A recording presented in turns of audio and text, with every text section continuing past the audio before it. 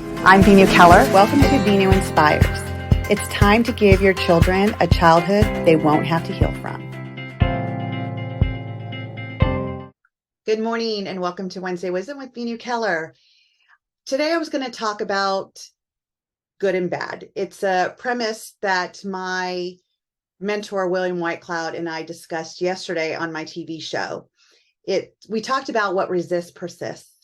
And there's an element of good and bad. When we were born, we were given this opportunity of life, and it was all about survival. From the time that we entered the womb until about 4 or 5 years old, it's all about survival. And survival meant that we were validated for what we did right, which meant that we were loved and we were safe. And if we weren't validated for something, it meant that we were bad and maybe not loved. So as we're growing up as an infant to a toddler going into childhood, we have already had these preconceived notions that there's a good and bad in the world. And so things that we did, it would be perceived as bad. So we didn't want to be bad.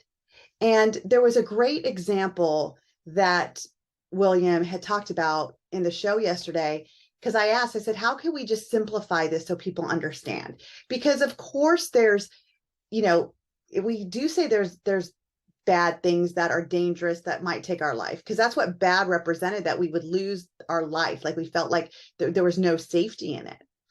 And so he gave an example of a person who was at one of his seminars and they were eating loud candy, and it was like very annoying, very obnoxious. And what happens at these seminars is we're learning to discover ourselves. We're learning to be vulnerable to like what's showing up, because we want to change. We want to be aware of some of our patterns of what shows up so we can get rid of it, make it better, adjust it, reframe it, something like that, right? So this person, as they were starting to be recognized for patterns that were showing up in their life, they started eating candy, because what they found out when they were younger is that it was not okay for them to be them, that they would be punished, that they would be considered bad.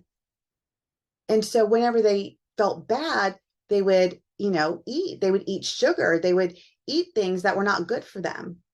And so what resisted of wanting to feel bad, this person would actually start eating, which made them feel bad. They weren't happy about the way they looked. They weren't happy about their body, of the life that they're living. And so it was like she was resisting it to a feeling bad, and yet it still persisted, because what she used as a release to eat sugar and candy and whatever was having the opposite effect. It wasn't releasing. It wasn't getting rid of it. It's like we're hiding.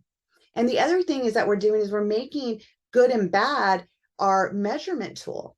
So what William says is, what if there wasn't good and bad? What if it was just a behavior that was disruptive? What if it's just, a behavior that was hyper, that it was a behavior that was not serving what the situation was calling for, like a child being kind of hyper or disrespectful in class? Instead of seeing it bad, what if we just saw the behavior for what it was, and we started to get to the cause of what is that child seeking that makes that child behave this way, in this manner? The attention-seeking behavior. What is he really seeking? Is he seeking control and power, dominance? Is he seeking the attention? And so what he's realized, that he has to act this way in order to have that need met. So is he really bad? So it's getting rid of these labels of good and bad. It's understanding that it just is.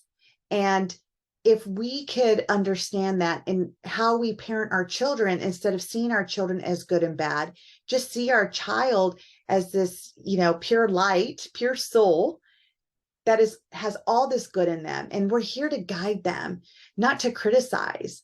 And it actually created this notion to me, is that that's where we first started to learn how to judge. Like that's the first judgment, right? If it's good or bad, if that person's good or bad, does that outfit look good or bad on the person? And it's like almost the development of what we started to judge people by. So it was a great show. If you want more in-depth teaching from my mentor personally, please watch my show. It's on YouTube, it's on my Facebook. It is replayed on Zingo TV on channels 250 and 251 throughout the week. But I'm going to tell you, I wish I would have taken notes. Like, he gave so much gold today to help understand this premise of good and bad. Thank you for tuning in, and I'll see you next week.